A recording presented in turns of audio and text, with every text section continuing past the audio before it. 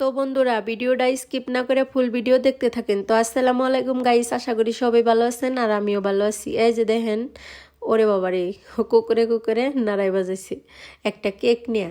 তো যাই হোক, এই যে একটা ঘর দেখতেছেন, এনে আগে কিন্তু আমরা থাকতাম, এখন এনে থাকি না, এন থেকে ভালো এখানে দূরে গেছি গে। আর এই যে দেখেন, একটা গাছে থেকে আমি কিন্তু লেবু ছিটতাইছি। আর এই গাছটা থেকে আমি যদি লেবু ছিঁড়ি অন্যারে কিছুই কব না, আমি জানি।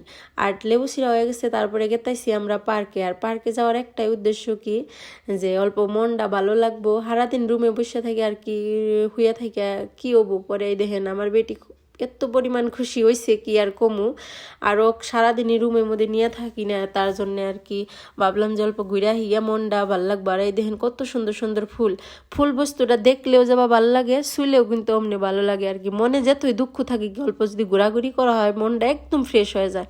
তো আমার ভিডিও শেষ হয়ে গেছে, তো টাটা বাই বাই।